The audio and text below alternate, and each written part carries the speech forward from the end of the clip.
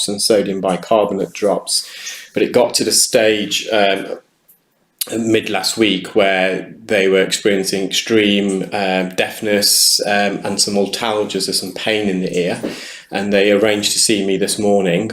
Starting off with the right ear, and you can see it's quite evident that the patient has been using drops for a long time. The wax is, the sodium bicarbonate drops tends to bleach the wax and dead skin, turning it from a brown to a pale yellow, almost a whitish appearance.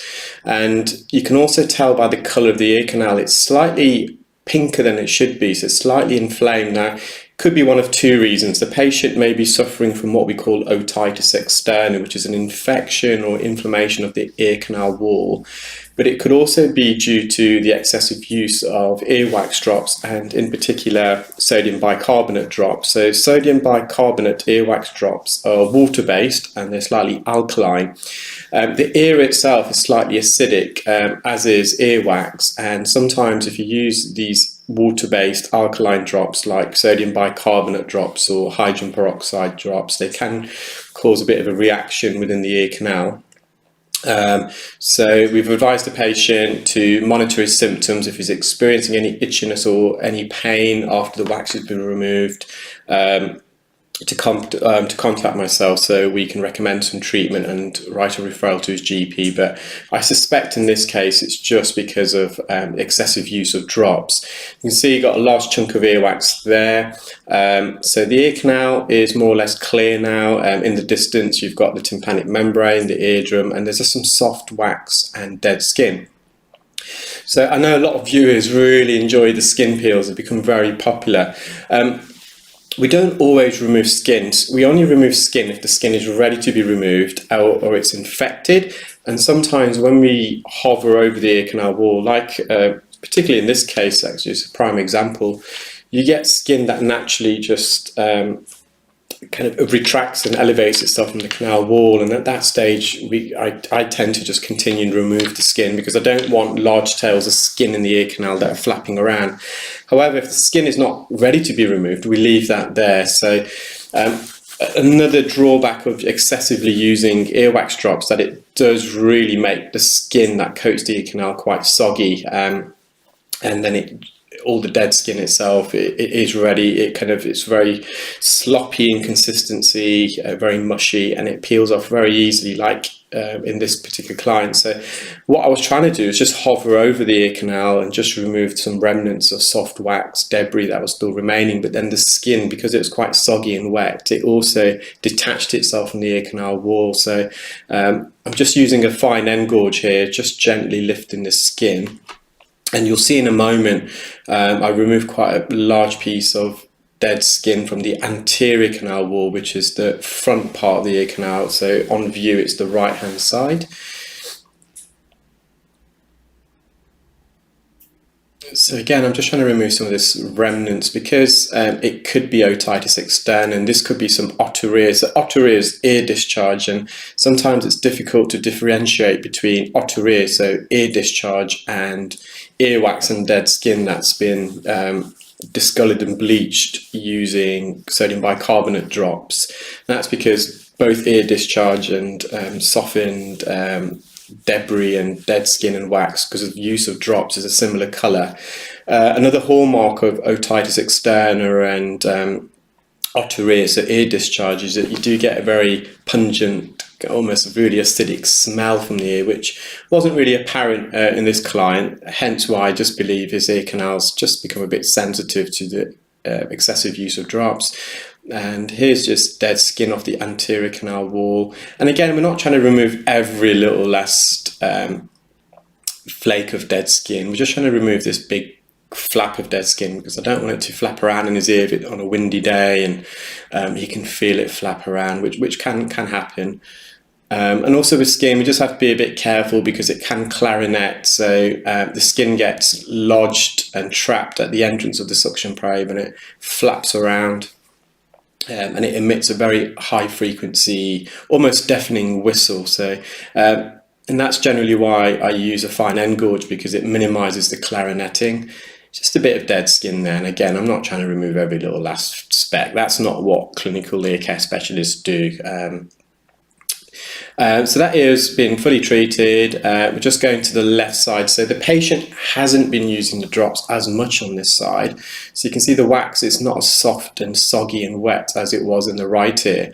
But there's a lot more skin adhesions here. You can see there at the base, just at the bottom underneath this big plug of wax, a thick layer of keratin. So that keratin is shedded.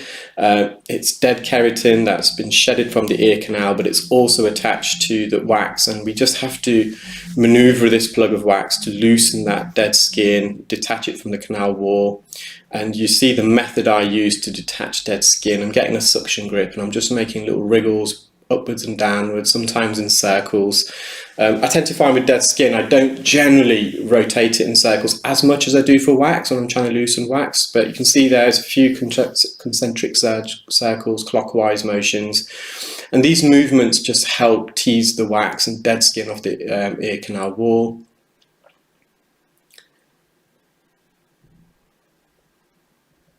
And whenever you've got dead keratin skin in the ear canal, it does make the procedure slightly more tricky because the skin is attached, some of it is still attached to the ear canal wall, it's attached to the wax, so it's almost a tug of war. The ear canal doesn't want to let go of the wax, hence why we have to almost wrestle it out.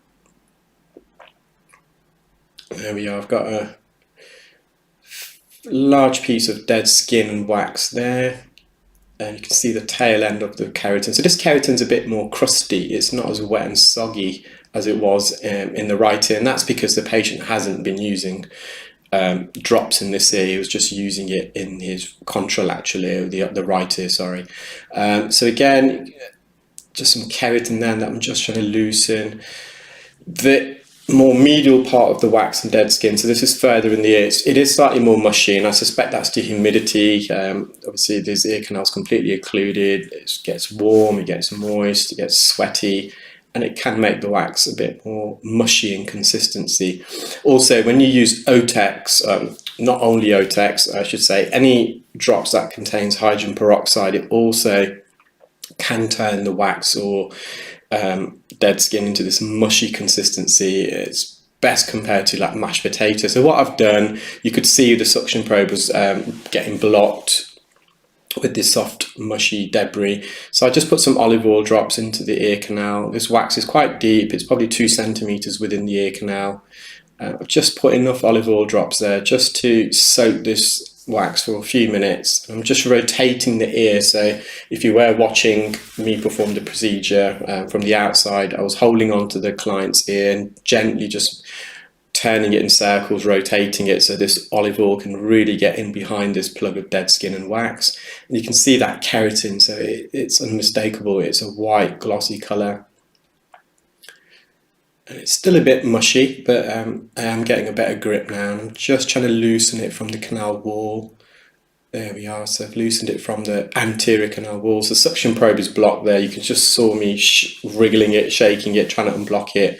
And it did unblock without me having to remove it and using a cleaning rod to kind of shove through it. It's blocked again there, but it just unblocked itself.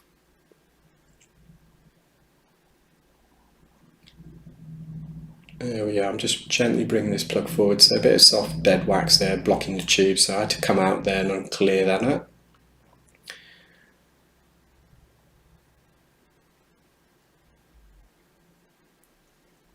And that's the remaining large piece of wax that's separated in two as I was removing it. So the ear canal is completely clear here. Now, there wasn't any need for me to do a skin peel here. There is a bit of dry skin around the edge, so I am going to mop up, but the skin was not ready to be peeled and removed. It was still attached. The majority of the dead skin came off alongside the wax. This is the undergrowth of kind of a fresher layer that isn't ready to be shedded. So we don't, as I said, it's very important to realise we try to avoid removing skin unless it's absolutely necessary. So for me, to remove skin, there's 2 reasons why I remove it. If it detaches itself during the procedure and it's flapping around in the ear, I try and remove as much as possible. Or if the skin is infected, which it isn't in this case, So I'm just mopping up near the entrance, some of this wet debris. And you can see the skin is not coming off as it was on the other side, so we're just going to leave that in a moment. That's not going to cause the patient any issues. It's not a large enough flake of skin to flap around. There's the patient's tympanic membrane, slightly opaque in colour, missing a light reflex, but we generally find that in older clients. That's all the contents on both ears. I hope you enjoyed that video, guys, and I hope it kind of makes a bit clearer as and when we remove dead skin and do skin peels. If you're watching for the first time on YouTube, please do subscribe to the channel, plus the bell icon so you get notified as and when I upload new videos. And if you're watching on Facebook for the first time, similarly, follow the page.